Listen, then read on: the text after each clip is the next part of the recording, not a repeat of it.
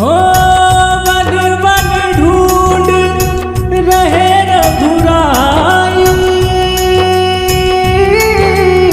जनक दुलारी कहीं ना पाई। राम हृदय में मचा कोहरा, राम सिया राम। ओम शांति।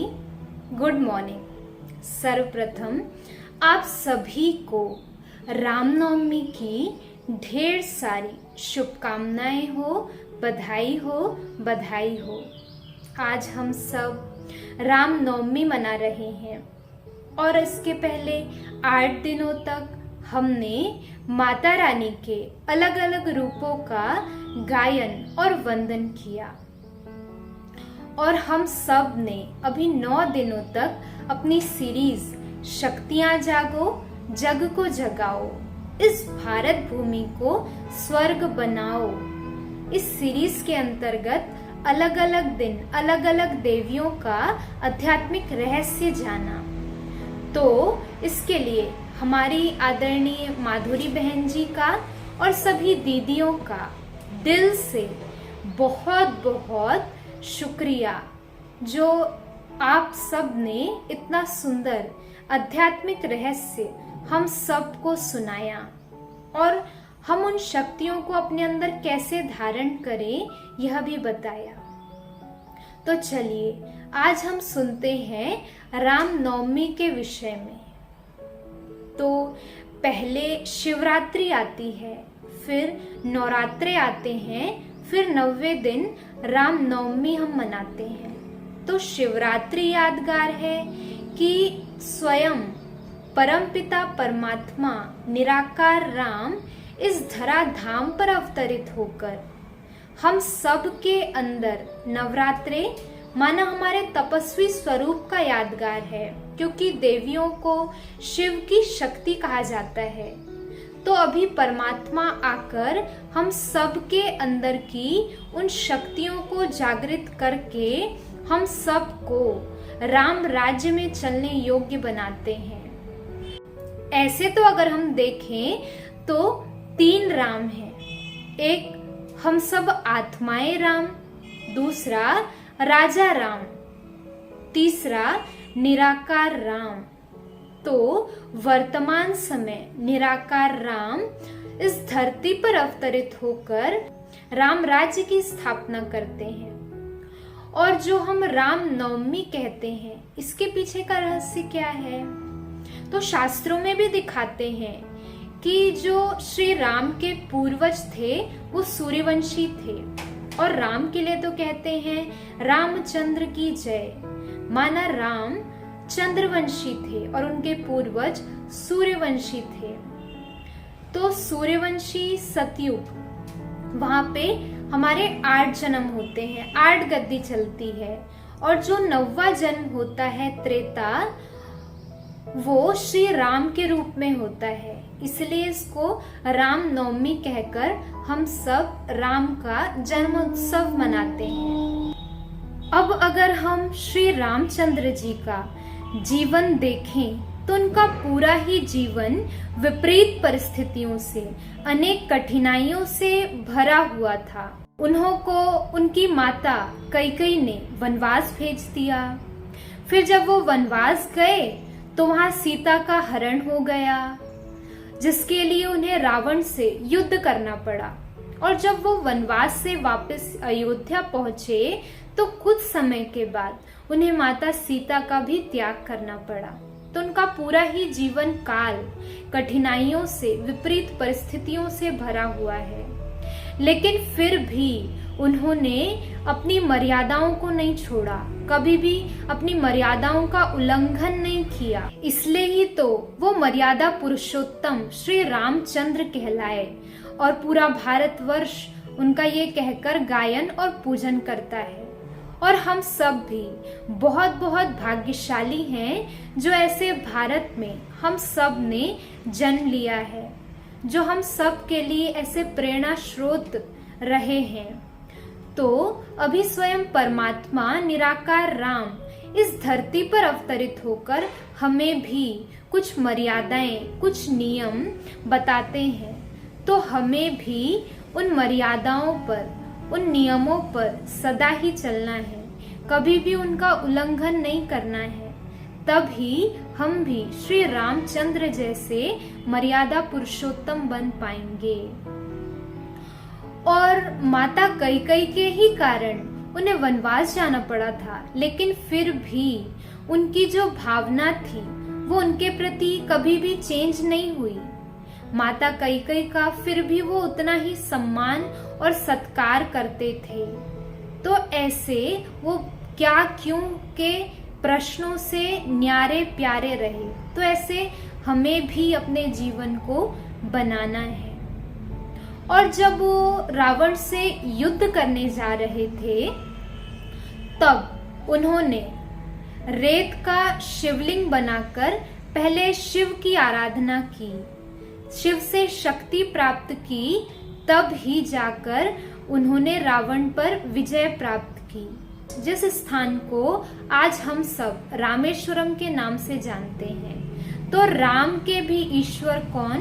परमात्मा शिव, जिसका श्री राम ने भी पूजन किया। तो ऐसे अभी वर्तमान समय स्वयं परमात्मा आकर हमें भी उन शक्तियों से, उन गुणों से भरपूर कर रहे हैं। बस जरूरत है हम उसे अपने अंदर धारण करें। और सब चाहते हैं कि राम राज्य आ जाए, लेकिन अगर हम शास्त्रों के हिसाब से देखें तो राम राज्य में तो दुख ही दुख था। पहले तो राम को वनवास हो गया, फिर उन्हें युद्ध करना पड़ा, फिर उन्हें सीता का त्याग करना पड़ा, तो उसमें तो सुख था ही नहीं। लेकिन जो हम सब चाहते हैं कि राम राज्य आ जाए, राम राज्य की हम सब कामना करते हैं, वो राम राज्य स्थापन करने अभी स्वयं परमात्मा आए हैं। और वो राम राज्य जहाँ पे न कोई दुख होता है, न कोई अशांति होती है। तो हमें श्री राम के जीवन से यही शिक्षा अपने अंदर ग्रहण करनी है कि हम सदा ही मर्यादाओं की लकीर के अंदर रहेंगे, सदा ही मर्यादाओं पर चलेंगे, कभी भी मर्यादाओं का उल्लंघन नहीं करेंगे और सदा न्यारे और प्यारे बनकर रहेंगे। तो फिर से आप सभी को रामनवमी की बहुत बहुत ढेर सारी शुभकामनाएं हो, बधाई हो, बधाई हो। तो आइए 2 मिनट के लिए हम सब चलते हैं एक अद्भुत यात्रा की ओर। अपने को सभी बातों से न्यारा करके अपना ध्यान भ्रकुटी के मध्य केंद्रित करेंगे। मैं आत्मा भ्रकुटी सिंहासन पर विराजमान हूँ।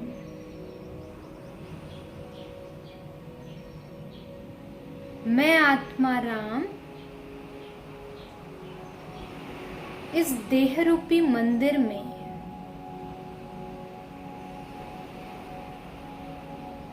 विराजमान चैतन्य मूर्ति हूँ।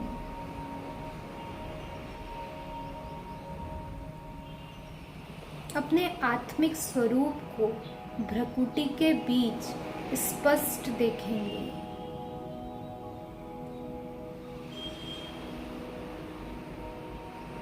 अब मैं आत्मा इस 5 तत्वों की दुनिया से पार, सूर्य, चांद, तारागण से भी पार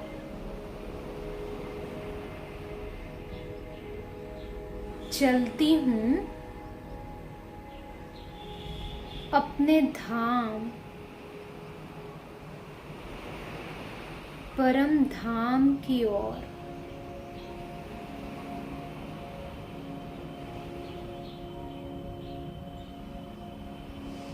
जहाँ मेरे पिता परमात्मा निराकार राम विराजमान है।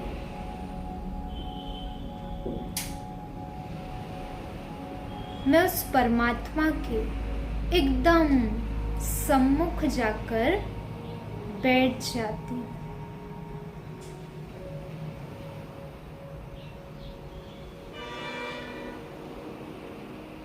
और अनुभव करती हूँ उस निराकार राम परमात्मा शिव से मुझ आत्मा में अनेकानेक शक्तियाँ भरती जा रही है।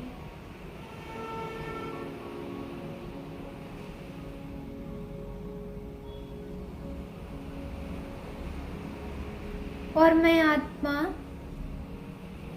संपूर्ण मर्यादा पुरुषोत्तम बनती जा रही है। राम राज्य उस सुख शांति का राज्य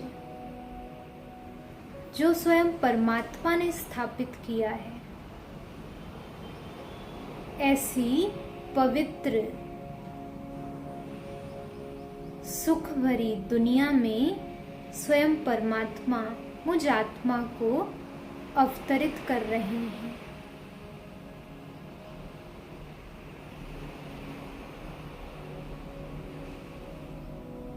देखेंगे अपने को उस सतयुगी सृष्टि में देवी देवताओं के रूप में।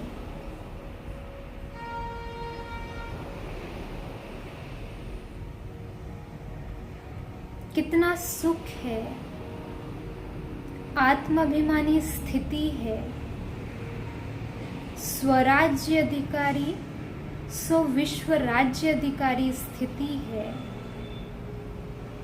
इतना सुंदर राज्य जिसको राम राज्य कहा जाता है, स्वयं परमात्मा ने मुझ आत्मा के लिए स्थापित किया। अब वापस मैं चलती हूँ अपनी देह में और विराजमान हो जाती हूँ भ्रकुटी के मध्य। मैं आत्मा राम इस देह रूपी मंदिर में विराजमान मूर्ति हूँ, मर्यादा पुरुषोत्तम हूँ। ओम शांति।